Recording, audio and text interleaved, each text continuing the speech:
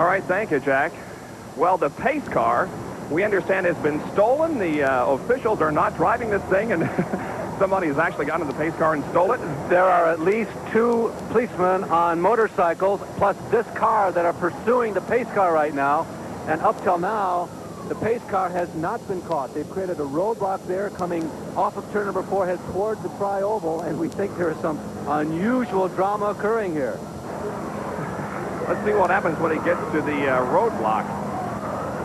Will he try to go through it, or will he stop and be captured? And I guess he's going to stop. Well, this is certainly a... Well, I've heard the story of that man who makes a living by going around crashing parties, but this is certainly a first. And you can see the crowd standing and applauding the officials who finally have captured this thief. It has been a bizarre day. We underwent a period of about 10 minutes where the track was without power. At least many of the significant points, including the press box, our broadcast facilities, as well as the public address, had no power.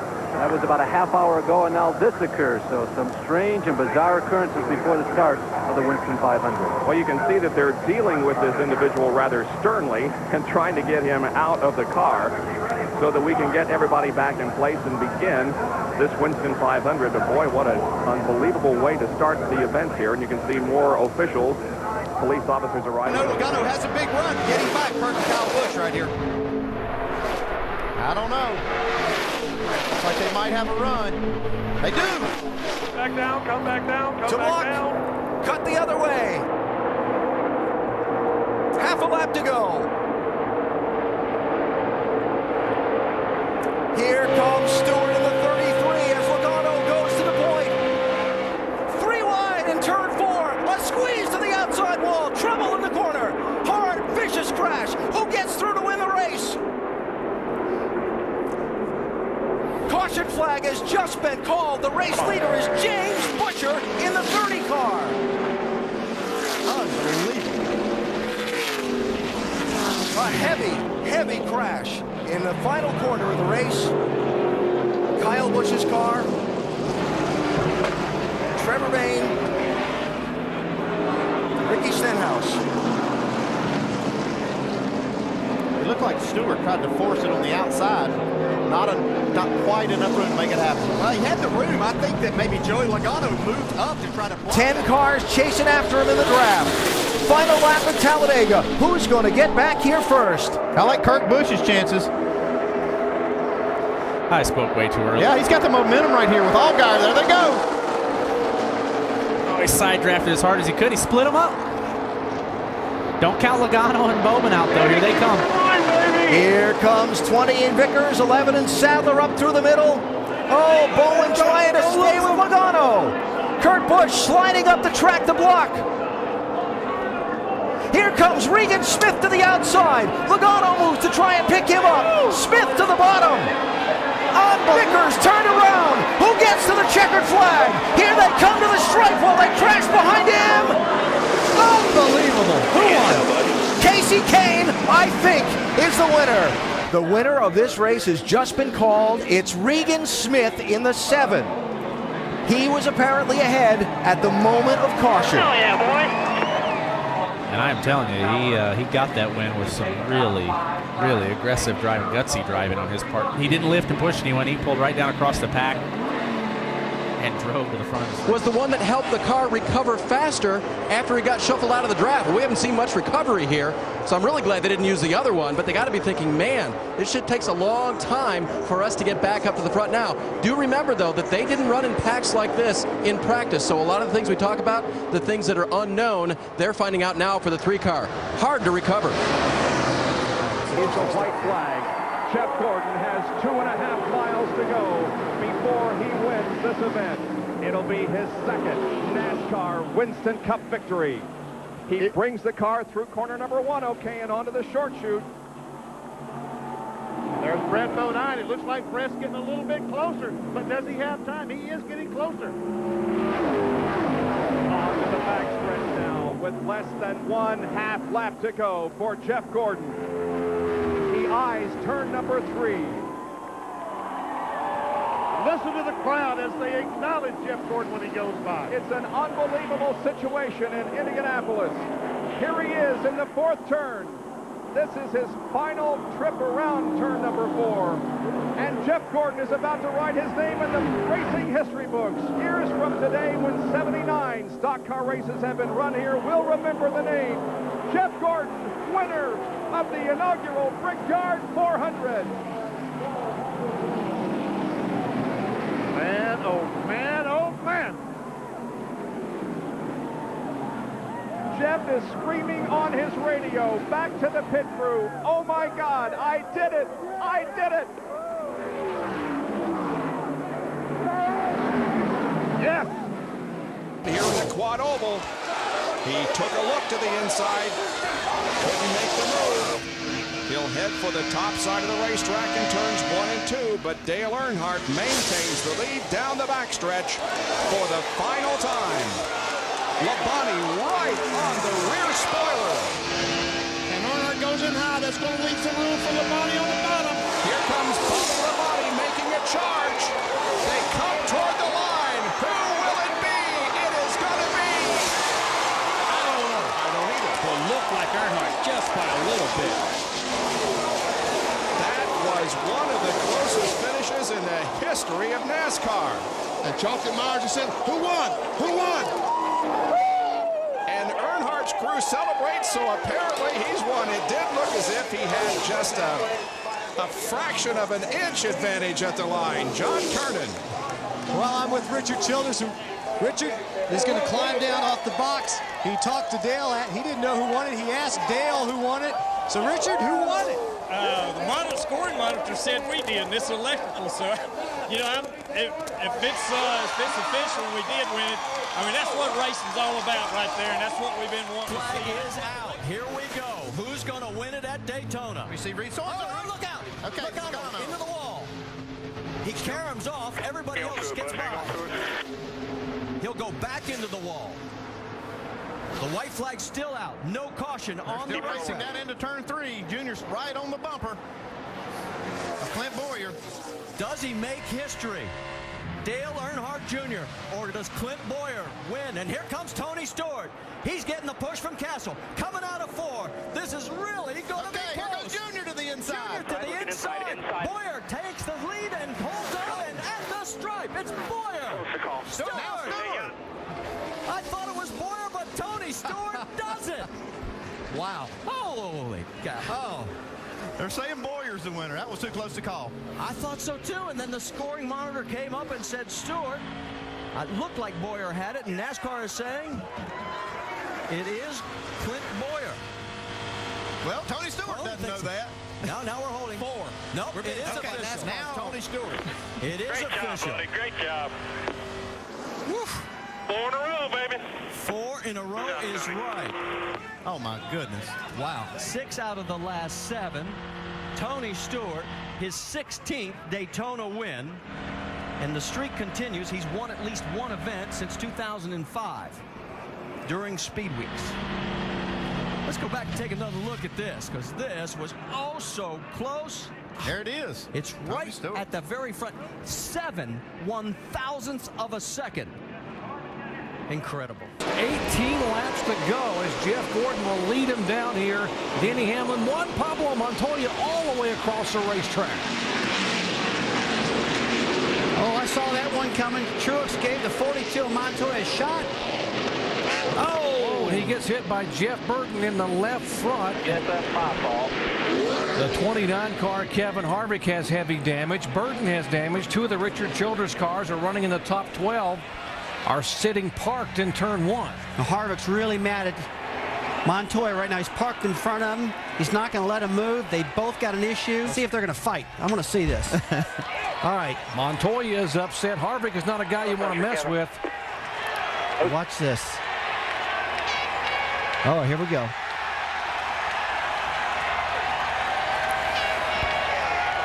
He's over there and got in his face. He's out of the car. Neither one of these guys are happy here. Harvick saying, no, stop it. Stop it. Montoya's instigating this thing now. Montoya keeps pushing him, and Harvick's not a guy you want to push too many times. Jeff Burden, Harvick's teammate, gets out of the car, helmet off, trying to get his teammate away. Tempers flaring here on a restart with 18 laps to go.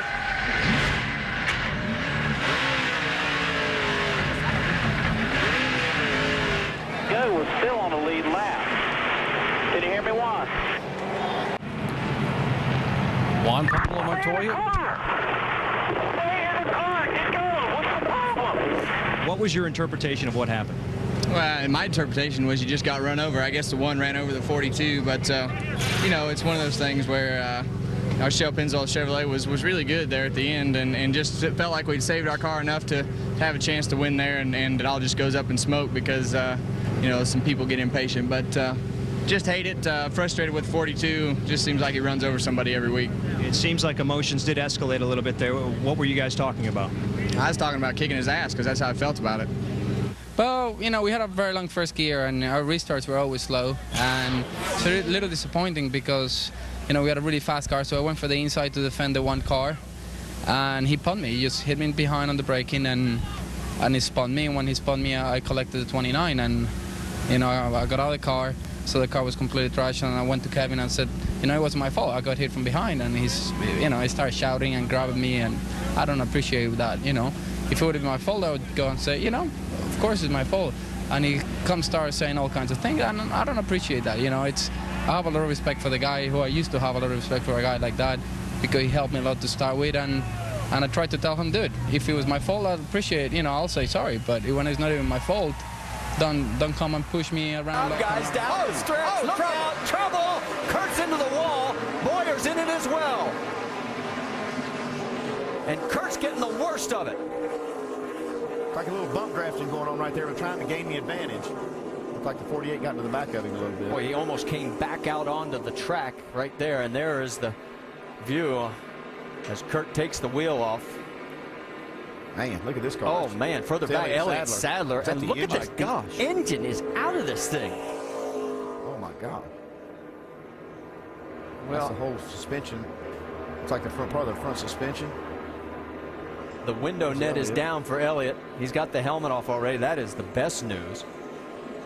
You can see he is in some pain. Oh, man, I hate to see this. Look at the front of that car. The engine completely out of the car. Can't remember the last time I saw one like that. Kurt has climbed out. Well, I have to be honest with you, the last time I saw it was back when we were covering drag racing. And it's not a pretty sight when they have that happen over there either. Kurt took a hard look also. Oh my gosh. Oh my gosh. Hey, look at that. Head on into that Armco. That's down in a 90-degree corner. See what we can see from up high. We talk about things that need to be addressed at certain tracks, and that's certainly an issue right there. Oh, that's a big-time issue. You know, just couldn't have been any worse, and that's what happens. I mean, these cars will find the absolute worst place to hit. See, Kurt just misses that.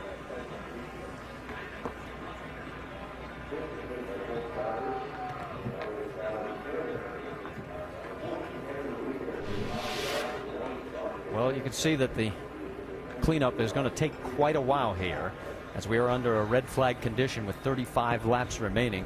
And obviously, we'll get an update on Elliott's condition as soon as possible. Boy, you go from the highest high. He had a wonderful day yesterday in that Camping World Truck Series race, won it, sat on pole, and then to come out today and have it end like this. And this is going to be the longest last lap of his life. I mean, this has been so hard for him to get around this track with all these caution flags, but he looks great right now. But Carl Edwards, don't count him out. He's closing in on him. He knows exactly. Listen to the fans cheering these guys as they go by. Marcus Ambrose has been flawless all day long. He just has to make a few more corners to get this thing home. Carl Edwards trying to do everything he can to get close for one more final dive on him, but I don't think it's going to happen. Marcus has just been that superior today. I'll tell you, Carl Edwards not letting him get away from him too far. Now this track's drying out pretty good right now. Carl's getting some good bite on these dry sections of the racetrack and actually running them down just a little bit. Looks like he has closed the gap. Long way to go still when you think about it in Marcus Ambrose's eyes. Heading down into 8. That's the final time there. So only one more real good opportunity for him. But Carl Edwards is right there. I mean, one mistake by Ambrose. Carl Edwards win this thing. Down in the hairpin here, Andy. This is where he's got to try to get it done. If he's going to dive on him, it could be here. And he tried. He's made a move here. Going to go high-low on him. Right off the corner. Can he get the grip? It's the grip. He's trying to fight that grip off the corner. All right. It gets in the bumper. He's pushing Ambrose. Now he's got one more chance going into 13. Marcus taking the defensive line down the middle, saying if you're going to go, you're going to tell me where you're going first. Here he comes into 13. Well, Carl Edwards is doing everything he can right here. And Marcus! Big time curve. Here comes Edwards. It's going to cost him. No! Can you believe this? Carl Edwards gets around him. Marcus makes one mistake all day, and it's going to cost him the win. The last lap hits the ripple strips, goes airborne, and loses the race all by himself. Andrew Ranger comes home 3rd, Jacques Villeneuve 4th, Brad Keselowski in 5th. Unbelievable. You got to feel so bad for Marcus. That means the world to me. That means the world to me. Thank you. Well, you got to hand it to Carl Edwards, but what a heartbreaker for Marcus. Oh, absolutely. Heartbreaker for Marcos Ambrose. So you can see how much this means to Carl Edwards, though. This is a big, big win for him. 2 years in a row, Marcus's mistake is going to cost him victory. He led 60 laps. Carl was just pressuring him so hard, never did touch him, but got so close to him. Man, when you're leading, you got a mirror full of a driver like Carl Edwards, makes you drive harder. Just take another look at it. You see, he's trying to defend that corner, and he goes in a little bit shallow, and that puts him offline. You see him jump over the curb in the last corner. Oh, what a heartbreak. Ambrose has led 125 of the 199 laps run here at Montreal. That is 62%, but he has never been first across the stripe, and he is going to be living that moment for a long time. White flag. No mistakes, bring it on. 1 lap to go. Next flag ends the race. Do they have enough fuel to come back around and finish it? Kyle Busch looking to get back around Keselowski.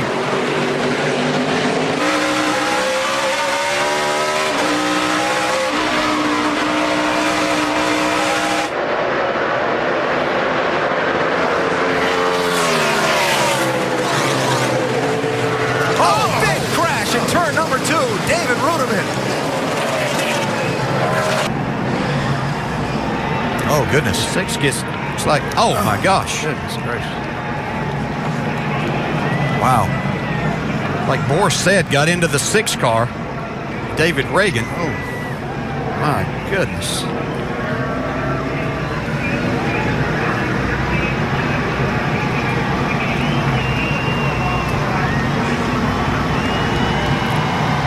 Hard lick for David Reagan, but this, oh my goodness.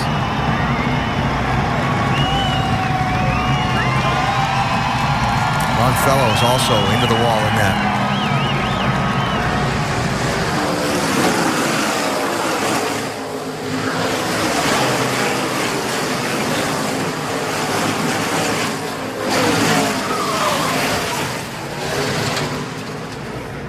Wow, terrible. Still there, still there.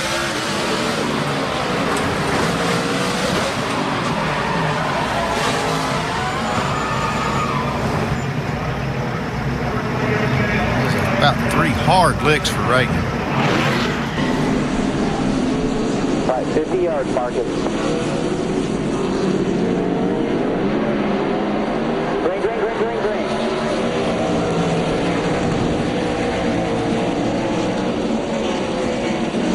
Harvick inside of Pruitt for 4th place. Pruitt shuts the door on him. Harvick hits him back, and he gets Fellows. Big pile up down in turn 2. Took out his teammate. Took out his own car he owns. They're still running into each other trying to get through it. Brad Coleman involved, Ron Hornaday involved, and up front, Robbie Gordon by Ambrose, who goes back on him. Caution flags waving. Well, we'll wonder what the loops are with this thing. Boy, we didn't see the pass, but it looks like the back of Ambrose's car, the right rear corner, is all tore up. So obviously he might have repaid the favor. And Robbie Gordon still sitting sideways on the track, trying to get turned back around the other way. Marcus did what he wanted to do on the beginning of that. He did yard him a couple car lengths. So 1 and 2 was good, but obviously when he got to 3 and 4, he might have got a little help. So things going all kinds of crazy here on a restart with 4 laps to go. First they pile up behind the leaders down in turns 1 and 2. All kinds of damage on some of these cars coming back around. And then the race for the lead goes crazy as well with Robbie Gordon and Marcus Ambrose, and Gordon ends up sitting sideways and backwards on the racetrack. And the full course caution is out. Doesn't look like the 55 is moving behind the 33. No. So we'll probably see the black flag for Robbie Gordon here. The question is, what will we see between Robbie Gordon and Marcus Ambrose as we come to this restart? It got wild last time down in these first couple of corners. What's it going to be this time?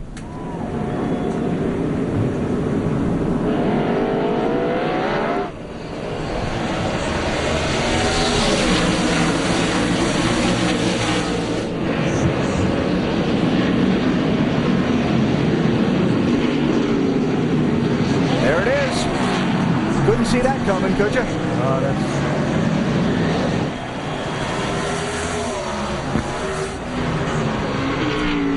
He might just have to drive off the island because NASCAR might be just a little mad at him.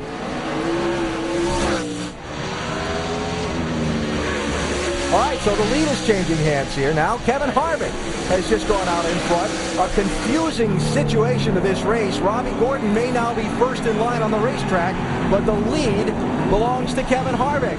Now, here comes the driver from Quebec, Patrick Carpentier, try to see if he can catch Harvick and pass him for what would be the win. These fans are going nuts here. And remember earlier that the 22 got spun out. Harvick, he's up on the wheel. He's got the wheels. Uh-oh, he's off the track. Here comes Carpentier, looking for a way around. Harvick gonna block, and they're stacking up behind him. We didn't see, but Andy Program got into, There we go. This is awesome. Max Pappas in the one right there. Harvick trying to block. Carpentier looking inside. And there's 2 more laps yet.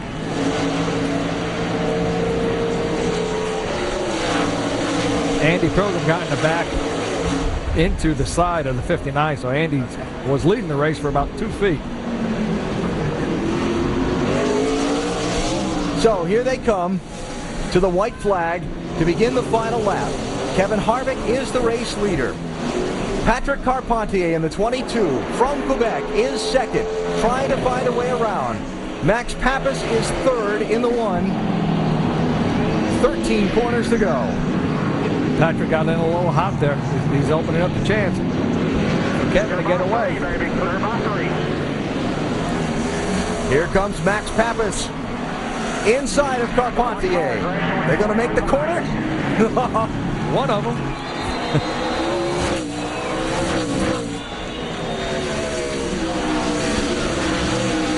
Okay, Shane said they didn't have enough fuel. This is going to be a nail biter. The big hairpin turn coming up might be Carpentier's best opportunity to pass Harvick if he can get close enough. He's not right now. Got 2 more braking zones to reach him.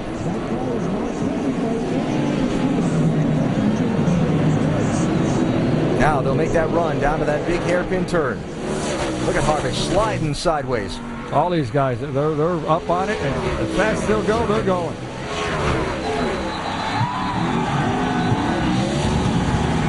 Listen to the Quebec fans screaming. 1, 2, and 3. 1 more corner to get it. They'll come to the end of this long, high-speed straightaway, jam on the brakes, have a quick right, a quick left, and onto the final straightaway where the checkered flag will be waving. Kevin Harvick started at the back of this field. Is he going to be able to hang on and get the win? Carpentier trying to find a way around, but Kevin Harvick is going to go from worst to first, and Kevin Harvick's name will go on the winner's trophy in the inaugural NASCAR Busch Series race at Montreal. That's just awesome for that race team, boy. They, like I said, look out! Somebody should tell these guys the race is over. Look, there's still guys spinning down there. And here they come for the white flag. One more lap to go. And Allison has a slight advantage on Jarrett as they head for turn number 1. But remember, Dale's been going well on the inside. Does he have the right line, though, Bob? Davey Allison keeps his car in the middle of the racetrack. Dale Jarrett's car is on the low side. Off the 18 degrees of banking, they go down on 5 degrees of banking, and Dale Jarrett wiggles a little bit as they come out of the second corner. They bump, they touch, they rub, going down the backstretch, side by side, wheel to wheel. Who is it going to be in the Champions Park Club 400? Jarrett has the slight advantage as they go into the third and fourth corners. Davey Allison battles back on the outside. It's going to be a photo finish. They touch coming down through the tri-oval at the line. Who wins it? I believe Jarrett got it. Oh, wow. Dale Jarrett won it, but it was a photo finish. He didn't win by more than 4 or 5 inches. I tell you, fellows, when he wins his first one, I want him to do it that way, racing for it. And he waves to Davey Allison saying, nice race. Wow. Dale Jarrett, his first Winston Cup victory. All right, here they come off of turn 4. Allison on the outside, Jarrett on the inside. Both of them with the pedal to the metal. They touch coming off of the turn. Did that slow Jarrett down too much? No, he gets a bite down on the inside and barely gets to the start and finish line first. Glad he did it again. Well, it's just another race. You was afraid he was going to lose it on the replay, right? Yeah, replay. Wow, what a finish. Oh, boy. Let's get out of John Kerman. Irvin has the lead as they go down the backstretch. Jimmy Spencer fans out to 3 wide. Rusty Wallace goes 4 wide. Here they come. Earnhardt is off pace. He might be running low in gas. Dale Jarrett trying to get through. He's moved into a battle for 3rd position. Earnhardt apparently is running out of gas in the turns. He shuffled way back. Here they come off the 4th corner. Ernie Irvin leads them down now. Is he going to win the Winston 500? Jimmy Spencer is 2nd. They come through the tri-oval. Checkered is waving. Ernie Irvin wins, and Rusty spins and gets airborne and flips wildly right at the start-finish line. Very reminiscent of his accident at Daytona. Oh, man. That is too bad. Let's see. What a way. Yeah, he's moving. I see him moving around in the car. I saw it there. We see his head moving around. Yes, we do. Oh, man. Thank God. He said on the radio that he was okay. Oh gosh. Man. And I tell you what, it looks like a bomb has went off on the way down to the car. The car got airborne just before he crossed the line. Here is what happened. Okay, there's Rusty and Dale Jarrett running side by side. Earnhardt comes down on the inside trying to draft Rusty and go right out of the picture, and it looks, there he is. Earnhardt right up on the back bumper of Rusty, and he does touch him. That's and why around he goes, and that's one reason that Dale Earnhardt went down there. That's why he was so concerned, because he touched Rusty Wallace to start this situation, it looks like. And the car overturns about 6 or 7 times, pirouetting on its nose, end over end, side over side, comes to a rest on its wheels between the start-finish line and turn 1. He was going low, and when he cut down, I hit him right square in the left rear and turned him around, turned him over.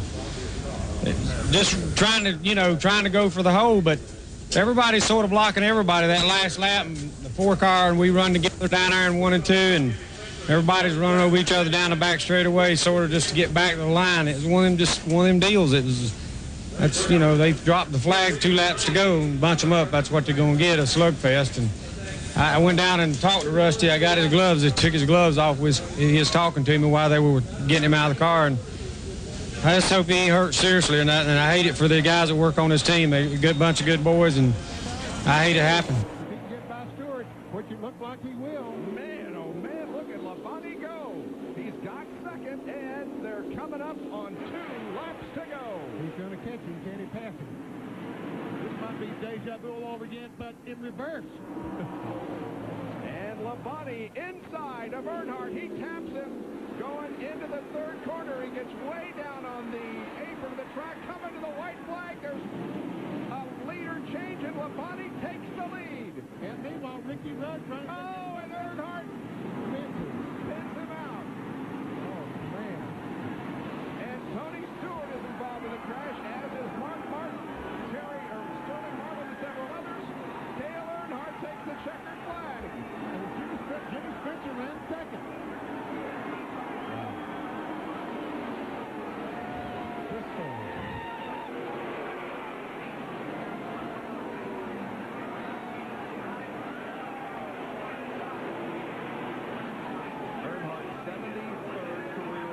Second win of 99. He won at Talladega, and his 9th Bristol win, 4th at night. Here's the replay. There we see the contact between the 3 and the 5. Kerry Labonte stands on the gas, and all these cars getting the smoke. There's Ricky Rudd crashed into him. There's Tony Stewart, Mark Martin, Sterling Marlin. There we see the contact.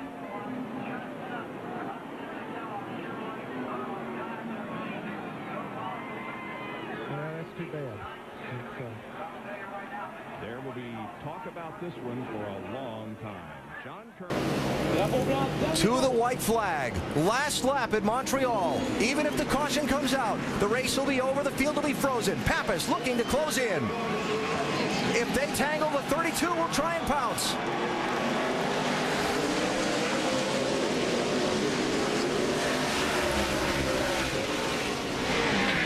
Oh, walks the wheels up. Bobble bounce in. No, it's close. Oh, man, look at Villeneuve pushing hard.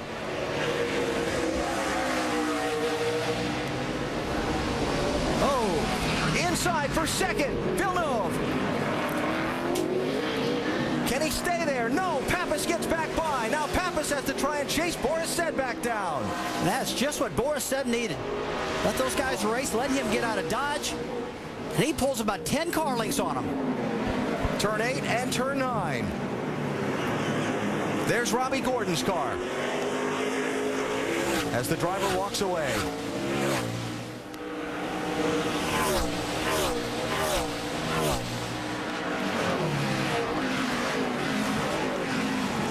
Boris has got a good turn 10, Andy. Yeah, he did a good job getting down in there. I was wondering if he was going to be able to get in there without wheel hopping.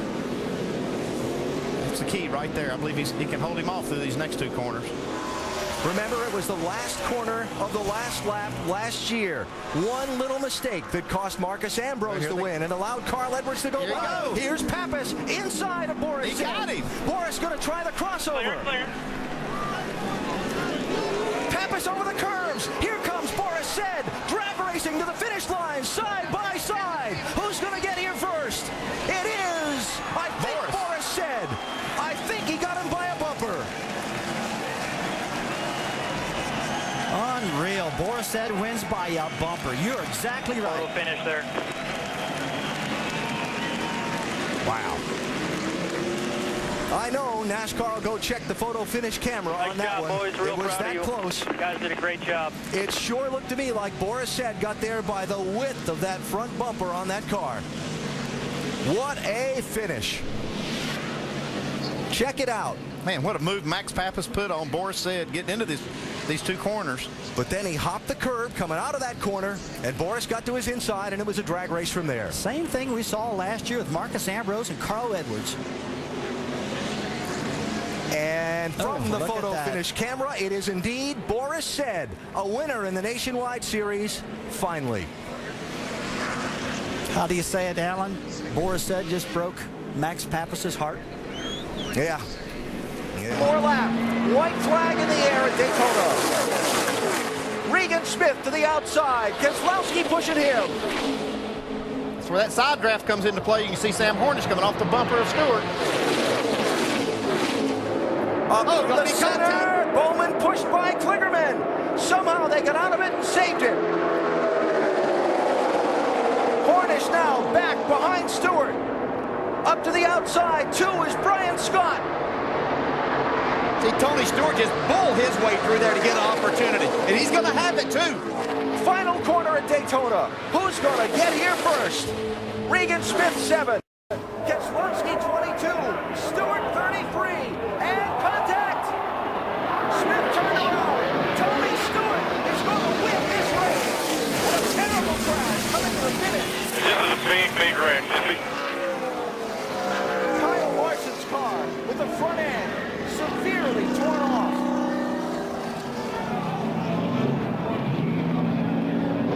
He's bailing out of the car.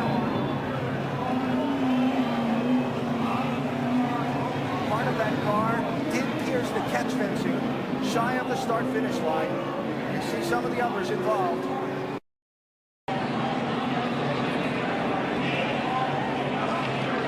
In this situation, as the field came to the checkered flag, watch the white 32 car.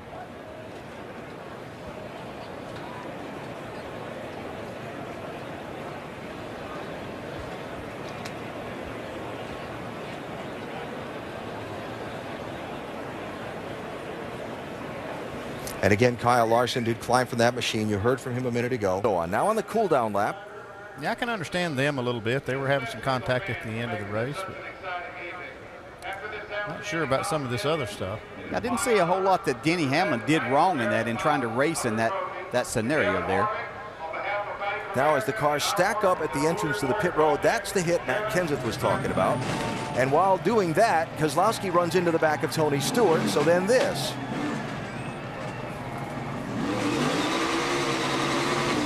Are some tempers. Brad Keselowski and Denny Hamlin have tangled.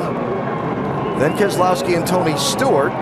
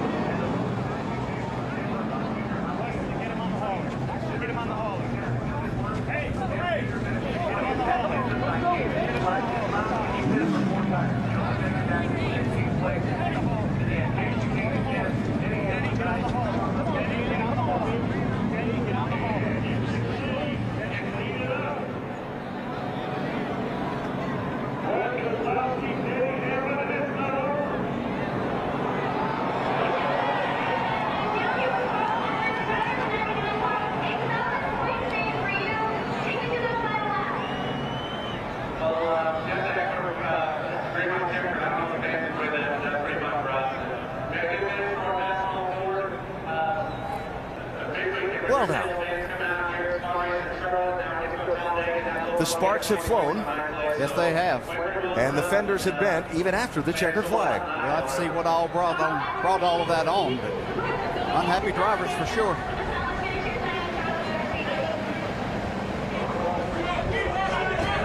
Well, more. That's Matt Kenseth. You hit me under yellow. You hit me under yellow. You hit me under yellow. Turn it loose. Turn it loose. Turn it loose. Turn it loose. Let it go, Paul. Let go.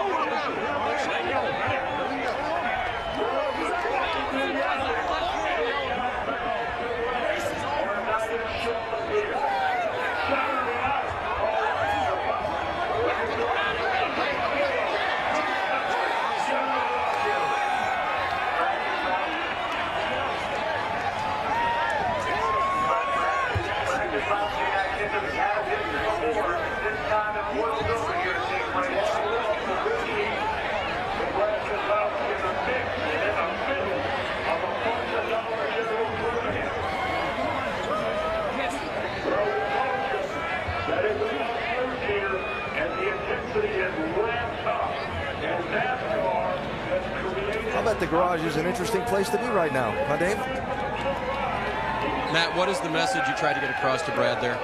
Well, I mean, besides the race, I mean, he knew I was out there. That restart wrecked me, which you know, I guess I shouldn't have went out there. Really the safety. I mean, he was doing something with Denny there. I don't know if he was mad at him. And then I had my hands off, my seatbelts off, and everything, and he clobbers me at like 50. So the accidents and stuff we had around here, I mean, just races over, trying to come back to pit road. If he wants to come and talk about it like a man, go do that. But to try to wreck somebody on the racetrack and then come down pit road with other cars and people standing around with my seatbelts off and driving aside of me is just unexcusable. It's just, there's no excuse for that. He's a champion. He's supposed to know better than that. He's just, you know, I don't really have anything else good to say.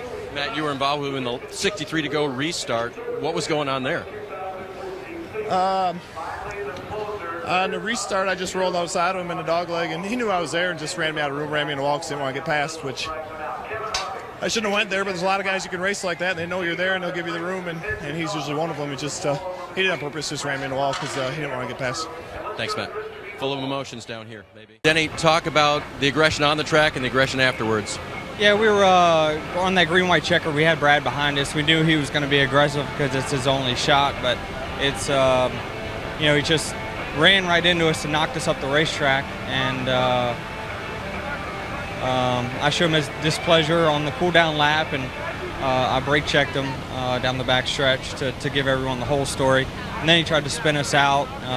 Then we got to pit lane, and he just plowed into the 14 and the 20. His belts were off, and he ran into him, and then ran into us again coming on pit road. Then he went through the garage and did burnouts, and he knocked somebody's transmission clear through somebody else's pit stall. So he was just out of control, and we're just, you know, we got to think about us here going forward. That's the important thing. But you know, NASCAR said no tolerance for stuff like that, and you got to just be a little bit more mature. But I'm proud of my FedEx Ground team. We didn't have the greatest car today, but we battled back, and we had a top 5 car there at the end, and just, you know, got knocked around on that restart. So that's unfortunate, but still an overall decent day for us. So with what NASCAR is telling you, this can't carry over, this has to stop here?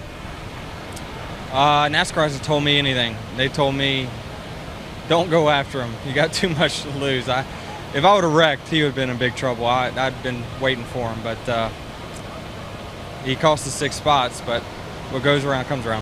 2 laps to go. Watch the 2 and the 11 here for about 3/4 of a lap. Yeah, they're up here battling for a top 5 spot. See, the 11 gets a little bit loose there. A little contact, not much. A little bump. And it goes 4 wide for a minute. Brad, a lot of anger vented towards you at the end of this race. Take us to, first of all, what happened with Denny Hamlin?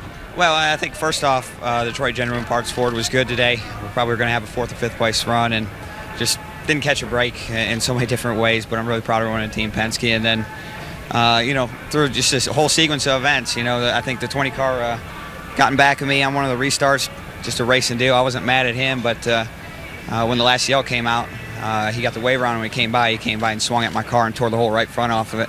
And when we were restarting 5th with no right front on it, we fell all the way back to 16th and ruined our day and gave us a big chase hurt, which is unfortunate. And then for some reason after the race, the 11 stopped in front of me and tried to pick a fight, and I don't know what that was all about. And he swung and hit at my car, so I figured if we're going to play car wars under yelling after the race, I'll join too. So, you know, those guys can dish it out, but they can't take it, and I gave it back to them, and now they want to fight. So I don't know what's up with that. What about the contact on pit road with the 20 and the 14 of Tony Stewart? Yeah, well, you know, I rubbed into 20, and I think he gassed up and ran into Tony, and I don't think Tony knew what was going on. So he's probably upset, and he has every right to be. You know, his car got tore up, but there was a whole lot of other stuff going on, and I'm sure when he sees him, they might have killed at that time. Yeah, it looks pretty bad this time as he's going to head for the garage. So our 7th caution. Oh, no, and Jeff Gordon. Where in the world? Bring it to me. He's over at the exit of turn 2, and Jeff Burton involved. This had to happen at the opposite end of the racetrack. Todd, we just wrecked on the backstretch. 24 cut up in front of me and caught my right front fender, my left front. Man, that's devastating for these two. Dadgum, look at these cars are destroyed. On the right side of the track, here's what happened with Gordon and Burton. Well, I don't know about that. Wow. Hard contact for the 24. To me, like Burton did that on purpose. No, it looked like the 24 slid up in front maybe and then jumped out of the gas as the caution came out.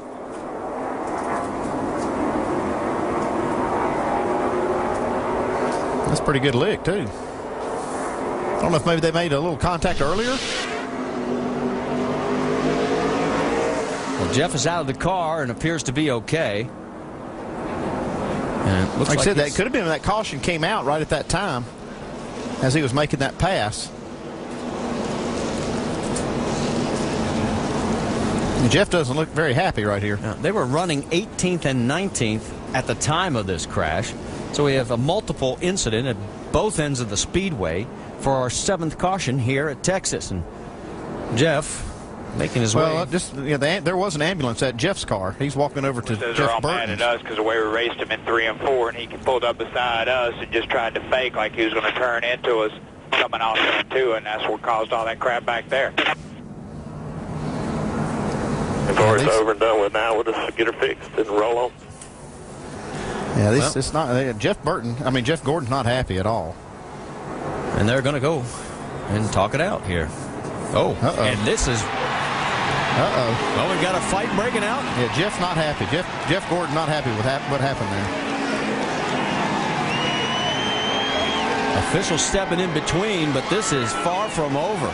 I mean, there weren't even words exchanged. This was in your face. I saw that coming because there was an ambulance behind Jeff Gordon's car for him to get in. He walked over there to the other one that they had for Jeff Burton. They're fighting. Okay. Well, both of them now will make the mandatory ride to the infield care center. I don't know if I'd put them in the same ambulance. But this could be fun for the officials.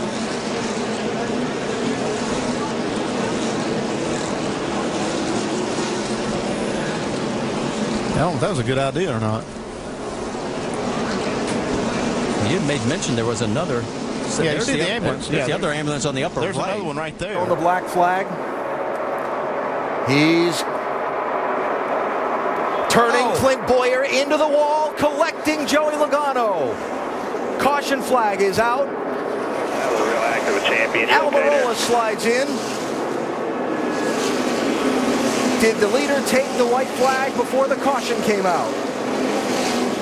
Slip into the garage, straight right here.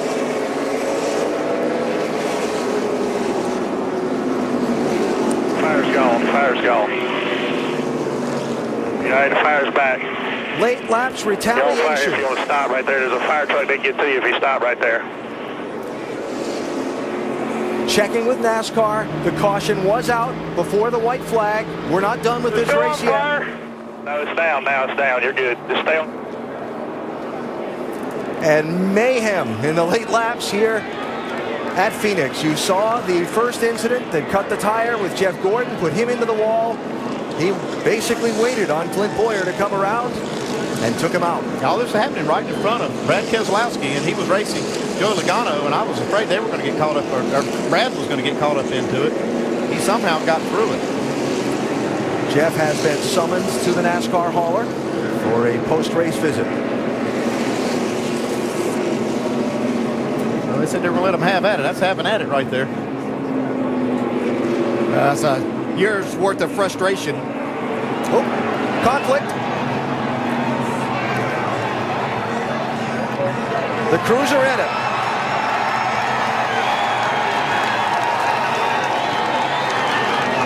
Somewhere in the middle of that is Jeff Gordon.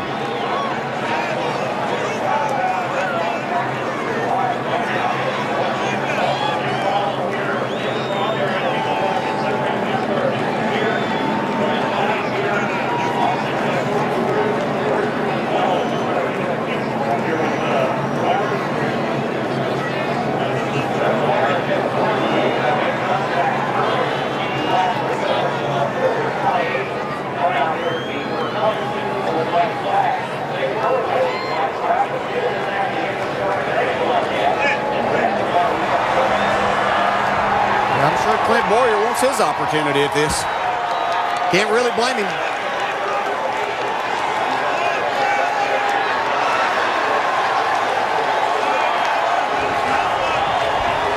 That's stupid.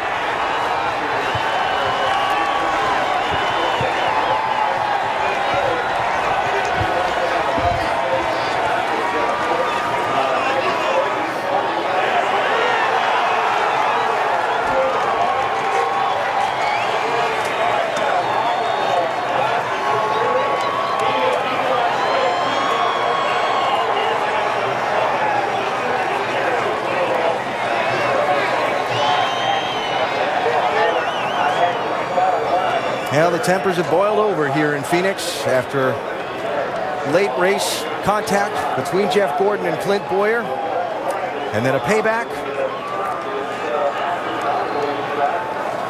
And there are going to be a lot of visitors to the NASCAR transporter after the race. Boyer's crew chief, Boyer. Gordon's crew chief, Gordon. I'll bet the team owners are in there too.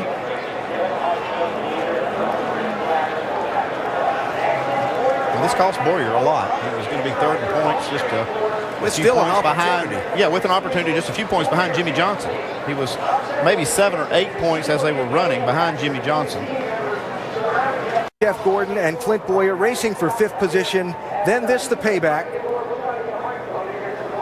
as Brad Keselowski, the championship leader, right in front of him, finds enough room to get by.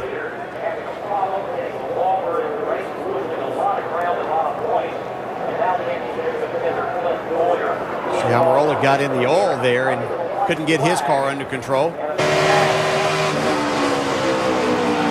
You see Clint, he's trying to figure out which way to go. He knows that Jeff's mad. I thought maybe his best shot was to go underneath.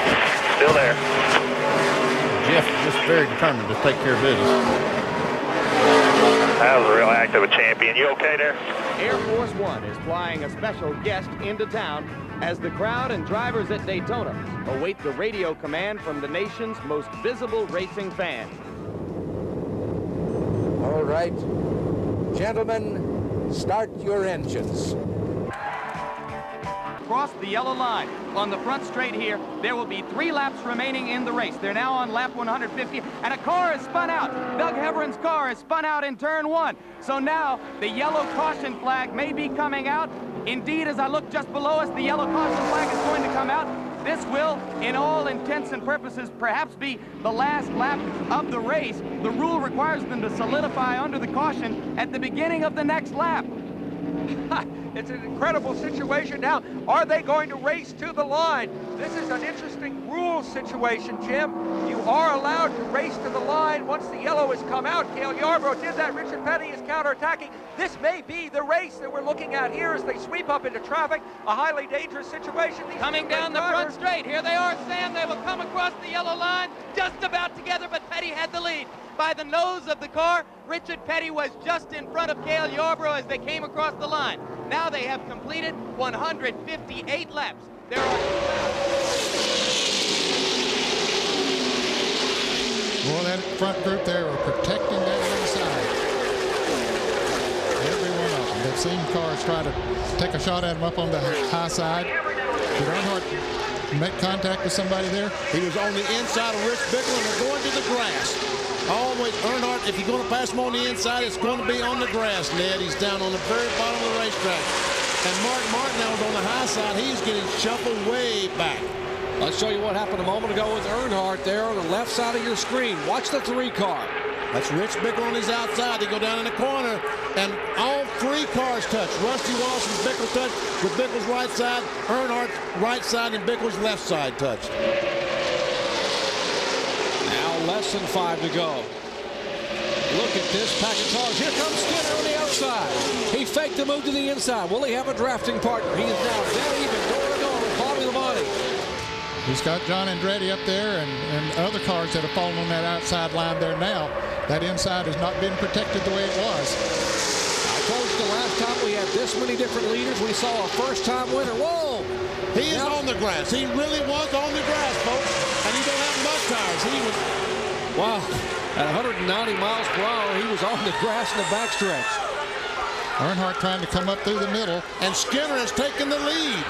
Going in turn 3, it's Skinner with the lead. I started to say the last time we had this many lead changes, we ended up with a first-time winner at Talladega. It was Bobby Hillin that day. Will it be Mike Skinner today? Here comes John Andretti. The Cheerios Pontiac flashing by. Oh, no, there's on the inside, John. He's on the inside. Now they're 4 wide for the lead. 12 per second it is now. 4 abreast. Talking about first-time winners. Skinner trying to hang on. Earnhardt Jr. is a 2-time winner this year. Now they are 5 wide with 3 laps to go at Talladega. No, there ain't 3 laps of green. There ain't no way they can run 3 laps like this. Hold your breath, folks. Less than 3 laps to go. Who's going to win it? 47 lead changes, 21 different drivers. Mark Martin trying to plow his way through a minefield of race cars at 190 miles an hour. And here comes Earnhardt. How did he get through all these cars? I don't understand how he did that. The Intimidator is scraped and beaten on the right side, but he will not be denied. Mr. Restrictor Plate knows there are 2 laps to go. Earnhardt climbs to the high side of Bobby Labonte. Wow. You see him motioning. He's motioning the 55 car of Kenny Wallace to give me a bump. Come on, Kenny, give me a shot. And Earnhardt is going for the lead. And listen to this crowd of 170,000 strong.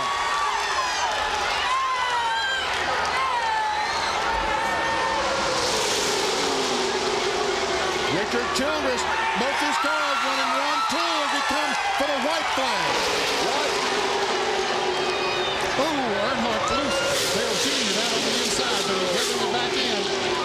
But he's on the apron of the racetrack, Ned. He saves the race car up almost against Bobby Labonte. Dale Earnhardt Sr. has come from 17th spot in 4 laps to lead it on the final lap.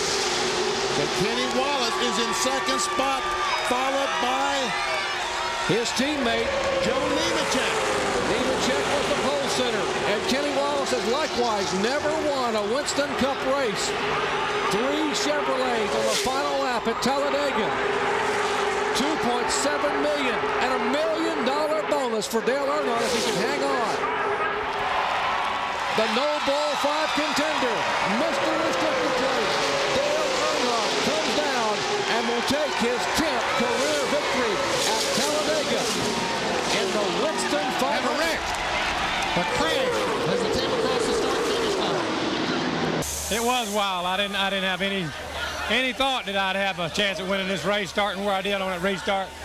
Boys, as we kept working away and got on the outside, Kenny Wallace really worked hard with us, and he done a good job. I don't think we would have got back up there if it wasn't for Kenny. How did you get back up there? He stayed with me. Once we got together, he stayed with me, and he pushed me to the outside of them guys. And I had to beat Mike Skinner, but I had to beat him for me. And you were very vocal yesterday, Dale, that you don't particularly care for this rule package. Did it frustrate you during the day? Oh, it was very frustrating. Nobody could stay in front, and it was a chess game of getting there and staying there, and it just worked out for us to be there at the right time. Have you ever won the Winston $1 million bonus before? It's the first time I've won it. I've been eligible several times, so it'd be good going to Vegas now with $1 million in my pocket. I'll tell you, the 2 cars closed that gap. I don't know if it's that or if he thinks he might have a flat tire or something like that. He's really moving the car around. It doesn't look very stable right now. 1 lap to go. Kyle Busch, defensive line into turn 1. There's something wrong with the 18. Now Ambrose trying to get second from Keselowski while he tries to get the lead from Kyle. Contact in the S's. It's right. Got it. Dangerous spot on the track for Kyle to be sideways. Looks like he gets off to the guardrail. No caution yet. Here's the race for the lead. Keselowski's got damage on the left front. Is the tire going to make it all the way around?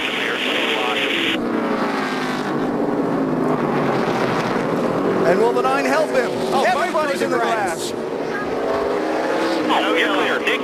That might have been the race right there. We'll see. No, Keselowski's slower.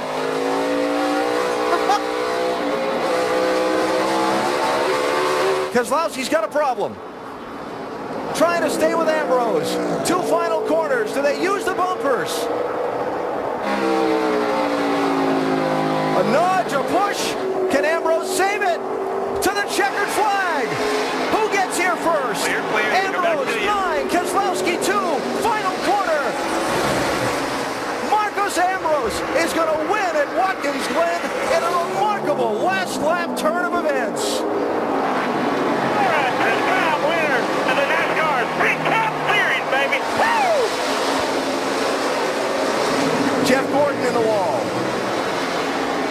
That's off the final corner.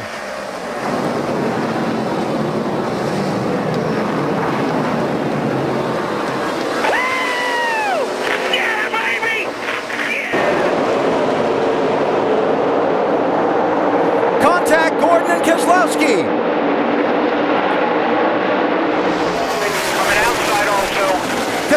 Penske to the outside of Johnson for the race lead. All clear. Jeff Gordon may have a flat tire. Yeah, he does. Gordon spinning, turn 4. Caution is out. We'll have another attempt at a green light checker. Well, who was the leader right there when that caution came? 2 or the 48? I really believe it was just that choice that he made to go to the outside. Brad Keselowski was ready to go, though, but you can see the contact's what cut the left rear tire down there. 3 wide.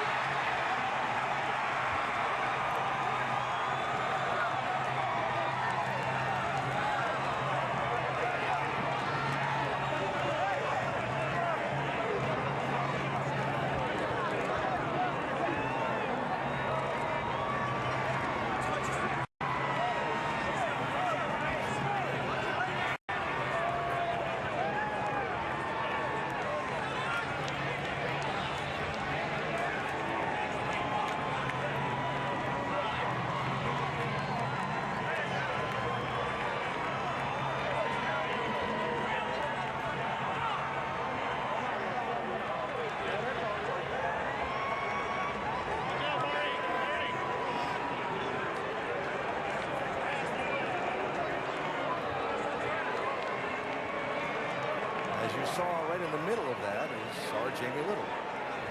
Well, Brad is a little beat up, spitting some blood out, and I see blood around your forehead. Your chin, Brad, what is your take on what happened with Jeff Gordon? You know, we're just racing for the win, and I reckon we just raced him hard and hit the hole, and you know, everything you watch in racing, you leave a hole, you're supposed to tow for it, and it closed back up. We made contact. You know, I don't want to ruin anyone's day. Wanted to win the race, and that was our opportunity, and just didn't come together. Brad, we know that you're fierce on the racetrack, but we're seeing this bubbling over race after race now. Do you think that this is a fair way to deal with things on track? Well, I mean, I don't see, you know, I've been through a lot of rivalries, and I got a little blood on me right now, and, you know, I've been roughed up and put in the grandstands and wrecked and done all that stuff. And I'm still here fighting. It's not going to change the way I race. Race with 100% intensity and go for the win, and that's what our fans deserve in NASCAR. Do you think that NASCAR should let this be settled between you guys and stay out of it at this point? You know, I'm too close to the fire to make those decisions, but I do know that it's my job to race 100%, and that's what I did today. Didn't wreck anyone, but I certainly race hard, and that's nothing to be ashamed of. Thanks, Brad, for your time. We'll try to catch up with Jeff Gordon, get his side. Let's go to Doc. Yeah, we are with Jeff down here, and Rick Hendry coming up to give Jeff a hug and talk to his driver. He knows how disappointed Jeff is, given the fact that Jeff, take us through, first of all, take us through the final restart there in the contact. Yeah, you know, I mean, we were sitting there on a little bit older tires. Yeah, I spun the tires a little bit, but I got a pretty decent start. You know, and we went down into one, and I just wanted to get the outside of the 48, and out of nowhere, I just got slammed with the 2, and it cut my left rear tire. And he's just a dipshit, you know. I mean, the way he races, I don't know how he's ever won a championship, and I'm just sick and tired. I mean, that's why everybody's fighting him and running him down, and you know, your emotions are high. That was a huge, huge race for us. We had the car, we had the position. So proud of my team, and I'm proud of Jimmy Johnson for winning that race, not letting that, you know what, win that race. Oh my gosh. The conflict with Brad on pit road. You came out, you pulled on the pit road to talk to him. Tell us about what the conversation was and what happened. there wasn't any conversation. You can't have a conversation with him. I mean, he beats his own drum, gets himself in this position himself, and he's got to pay the consequences. And, I'm going to race him the same way he races me, but that kind of stuff's just uncalled for, and I'm not going to stand for it. What are the consequences as far as you're concerned with him? And should NASCAR get involved, do you think, or is this between you two? To them, I'm sure it's just a racing incident, but to me, it's just a bunch of crap. I mean, the kid is just doing stuff way over his head, and I mean, that's just uncalled for. You're racing for a win and a championship. You don't go slam somebody and cut their left rear tire. So, if that's what it takes, then no problem. I can do the same thing back to him. Okay, Jeff Gordon, his side of the story, and he will get credit for leading that lap, and thus has led in 20 races during the 1992 season, more than any other driver. Crash down the front straightaway. Ken Schrader, Wally Dallenbach, Darrell Waltrip's involved. And Richard Petty is flaming going into turn number 1. He's knocked the oil cooler off his car, and the oil is on fire. Richard Petty, the car is on fire. Petty has got the car stopped. It'll extinguisher. It'll go out. That was Richard yelling to his crew, get a fire extinguisher down here. Yeah, they got I pulled up to the fire truck. Richard said, I pulled to the fire truck. Well, I'll tell you, that's a great presence of mind, right? And what a way for the career of Richard Petty to end. Let's not say right now, though, that his race is over. They could get the car back going, but I doubt it.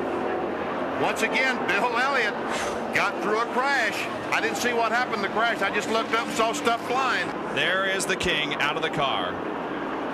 And this may be the final farewell. This is by far his best outing at Atlanta Motor Speedway, and he is using the best time to do it. But for the last 3 years here, he has earned more points. Look crash! Davey Allison is in the crash, Bob. Ernie Irvin, and it's all over for Davey Allison. No, it's not over yet. I don't think he hit him that hard, maybe. Well, he hit pretty well, I think. He's got a lot of damage to the right side of the car. Ernie Irvin spinning, coming off of corner number 4. Davey has got his car moving. Yeah, he's trying to pull away. But he can't steer it. But it won't turn. It won't turn. The right front will not work. Oh, no, the right front won't work. He's broken the tire rod end off the car, so when he turns the steering wheel, the right front tire won't turn. And there he's a lap down. Kyle Petty got his lap back. He beat Alan Kowicki back to the start-finish line. Davey desperately trying to get the car to turn, but it won't happen. The car will back up, but he cannot turn the car and move it ahead to clear Ernie Irvin. He's broken the tire rod on the right front. Like I said, when he turns the steering wheel, the right front tire won't turn. And now it's going to come down to 2. Davey Allison's long, tough, emotional season has come to an end. His 5th victory of the year going to do him no good because he's going to lose the Winston Cup. 2 more laps for Kowicki. Hamilton has just run out of gas, and Richard Petty coming out of the garage area. Here comes Richard in the STP Pontiac. He has the car running again with just 2 more laps to go, but he will be on the racetrack when the checkered flag drops.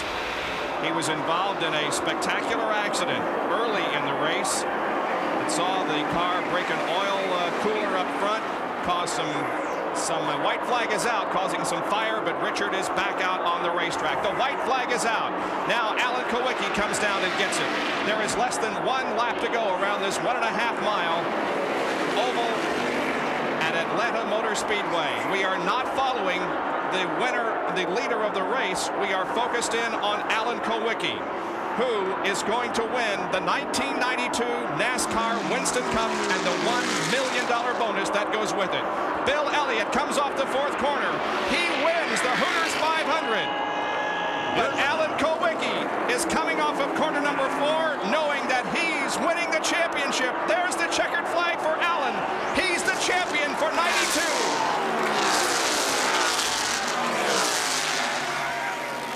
There's one happy human being right there. Alan Kowicki has got to be on top of the world right now. Undoubtedly, the most happy moment of his life.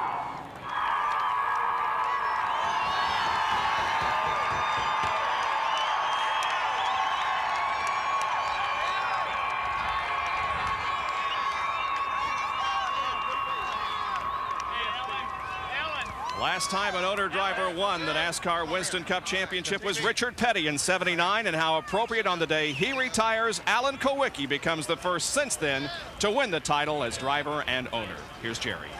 And Bob, there were those that questioned his sanity 2 years ago when he turned down the likes of Junior Johnson and Bud Moore and Rick Hendrick to do it yourself, and Alan today, it had to be all worthwhile. Congratulations. I'll tell you, man, this is like living a dream here. The car ran great.